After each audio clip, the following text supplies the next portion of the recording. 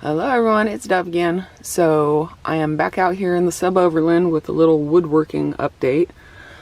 Not a lot's been going on because, you know, I'm still waiting for my other wood to be cut, but I did have a few things that I had to get done and I could do them on my own without my ex's help. So we had a couple nice days this week, and so I came out here and spent one of them doing some woodwork here. So this is the shelf that I had to move, and that was really challenging. And as you can see, my shelves are mounted with 4 brackets like I showed you guys before. So that one in it is as well. And what happened was I miscalculated how much space I needed here. I forgot to add in the thickness of the bottom board for the trays. And so I had to move this up exactly a ½ inch. And so I just took a piece of, a scrap piece of plywood that I had, and I set it on the board, and I marked where I needed it to be, and I did that all the way around.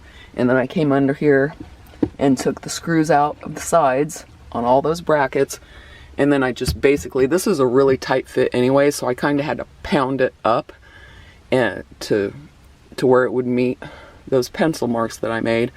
And then I had to crawl back under there. You can see how deep that is. That was a challenge. I was really struggling to get in there, and this is the second time I've had to do it.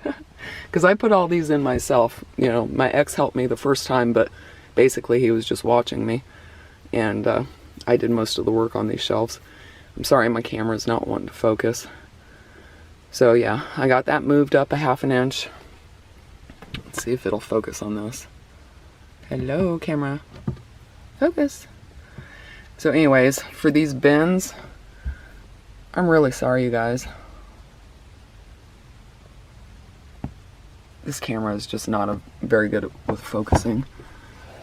So these bins, to keep them from sliding out, we had this trim pieces that I was going to use. Actually, we bought the trim to make like a rail down here so that stuff wouldn't slide out, but I went ahead and started using it for this purpose, and so I just had him cut a couple pieces at 17 3/4 or something like that, and there is just enough room in here for them to come out, because you can see the bin is almost touching that plywood right there. And this is actually like ½ inch by 3/4 inch, and so I had to lay it down long ways, because if I would have put it up with the long end up, I wouldn't have been able to get the bin out. But as it is a super tight fit, and I can just barely get it out. And I just glued it down, and they're holding okay. And there's just going to be clothing for the most part in these bins. If I find that they're going to want to come out, I could put nails in them, but honestly, that wood glue, I'm wiggling pretty hard on this, and it's not coming out. And then these two were longer sticks, of course, because it's wider over here. There goes my camera again. Oh, I don't know what to do about this camera. So yeah, they can just come out just like that. That's a really tight fit. Really tight fit, but it does come out with a little bit of struggle. And this one just barely goes in, and I really do need 2 hands. And then it just barely clears that trim piece right there. And then the other thing I did on the inside here was to finish out this top board. And I thought I was going to have one piece to mount up there, but by the time I scrabbled through all that scrap wood to make the boxes, I didn't have that piece to do. And so I had to take 2 narrower boards and just mount them side by side, so it looks really, ugh. But that's all I could do, and you know, if I wanted to bring it out to extend it out this far, I had to do that. And so I've got one bracket there, and another one. Just like that. like I said, I couldn't bring it all the way out over here because it stops back there. So it's kind of just like an L-shaped ceiling or whatever. Yeah, whatever. I'm not going for total looks. I mean, I want it to look nice, but at the same time, I have to have it functional and I have to have it be secure. And I just wanted to address something that one of my viewers had brought up. They were worried. They had watched one of my earlier videos when this whole thing was only about half done, and I was showing how we anchored this whole unit into the cup holders on either side.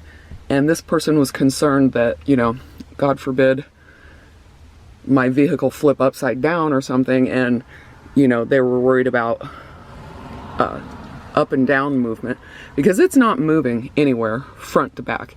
It is just not going to move anywhere. And I just wanted to show you that it's secure. I mean, I know I don't weigh a lot, but I'm telling you what, this is all my might, and I'm pushing up